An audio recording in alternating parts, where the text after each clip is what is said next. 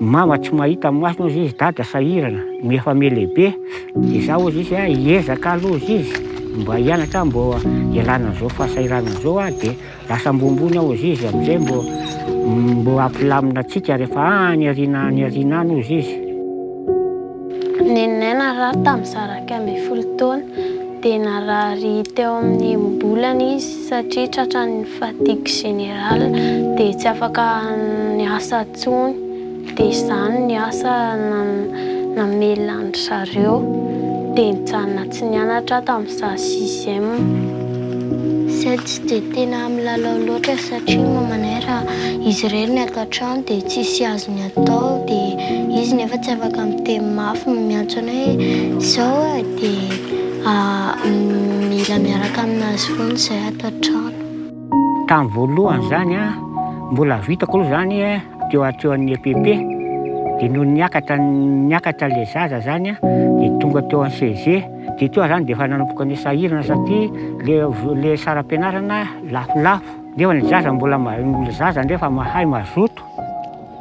Za moa zany tena hoe tsy afaka hoe miasa be fa za zao miasa eny an-tsena eny mila ankizy manodina efa reraka le tanako lasa tonga avy avy mianatra le ankizy zay vao afaka hoe mikarakara ny sakafo satria tsy afaka hoe ty fa misy vola tonga dia apetraka andrahoana sakafo. Misy moa zany na vonina ara rehefa tsisy moa ny anina afaka atao ahoana fa.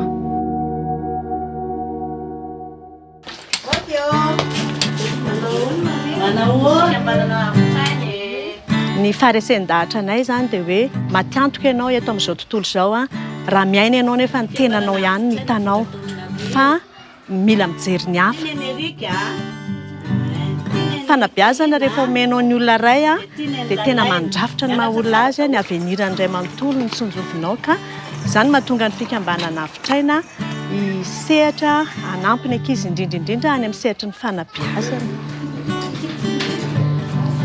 Dia nanomboka teo zany misy an'ilay hoe fanampiana hafitra.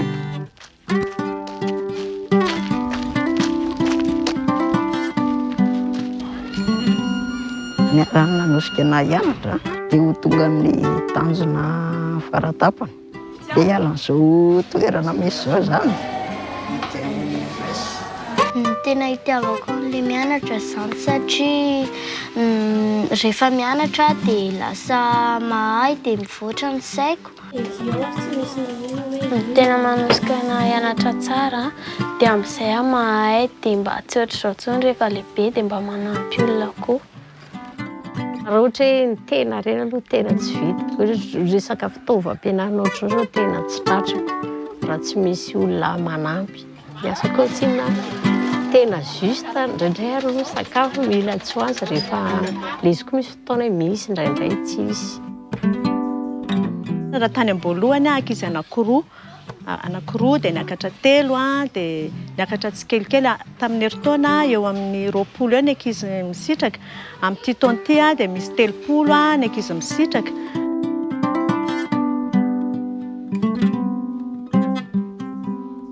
Tamin'izaho 4 dia nanomboka teo zany misy an'ilay hoe fanampiana hafitra na le zany ohatran'ny efa voatondron'Andriamanitra mihitsy hoe misy olona mila fanampiana. Izahay zao tamin'ny fikambanana havitraina dia nomeny kitapo dia fitaovana reto dia trousse ny kahie. Ny saram-pianarana hatramin'ny fitafiana isa-taona zany zao dia omeny fanampiana havitraina foana.